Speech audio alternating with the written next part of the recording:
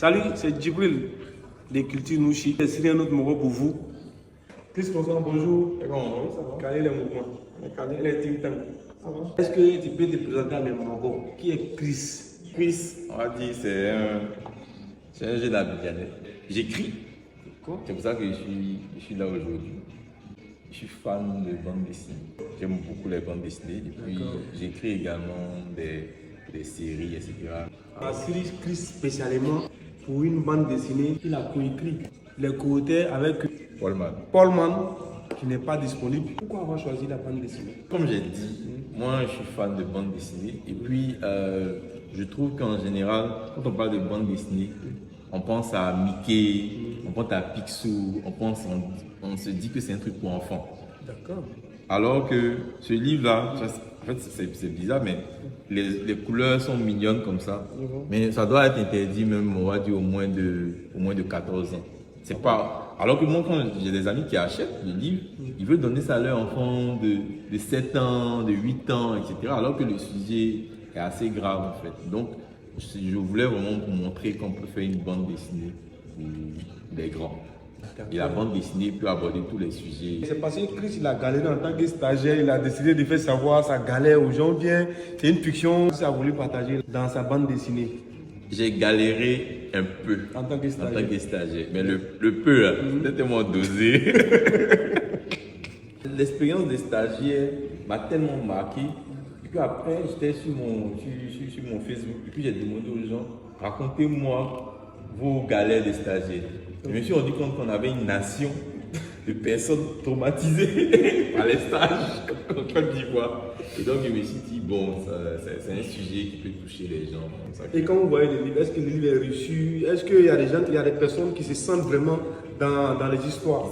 Vraiment. En fait, je pense que c'est l'une des choses qui me plaît le plus. C'est qu'il y a des gens qui lisent et puis ils disent, mais ça, elle me fait penser à telle personne. Et puis ils disent, mais toi, est-ce que tu ne travaillais pas chez nous? Est-ce que tu n'as pas bossé dans notre entreprise? En fait, parce que c'est fait de telle sorte qu'on a l'impression, on s'identifie. On s'identifie au personnage principal qui est Pencil. Pencil, en anglais c'est crayon. Crayon, oui. Pourquoi le choix de fourniture de bureau? Parce que justement, on parle de stage et on parle du monde de l'entreprise. Et donc, ce qu'on a voulu faire, c'est d'utiliser les instruments du bureau, voilà, pour les incarner. Donc en fait, le pencil, le stagiaire, c'est le crayon. Sa patronne, c'est une gomme. Donc elle s'appelle Madame Gomé. Ils ont leur patron, leur DG qui est un stylo. Donc c'est le Big Boss. Comment est-ce que l'inspiration est venue? On voulait écrire ça avant le post de Facebook. D'accord. Mais moi et Paul Mann, on a discuté de nos années de stage. En fait, j'ai connu Paul Mann à peu près dans mon année de stage. Donc on parlait de ça, et puis on parlait des anecdotes. Et puis lui aussi, il avait des anecdotes. Et puis finalement, le truc de faire des instruments des fournitures de bureau, hein, ça vient de lui. Paul Mann, il est très fort dans ce genre d'idées. Il a dit, mais ici on faisait un crayon, une gomme, etc. Donc il a mis ça en place. Avant que ce soit le livre, on avait un blog. À l'époque des blogs, là, on faisait des petites histoires. On a fait au moins 15 histoires. Mais Paul Mann n'avait pas le temps de dessiner à l'époque.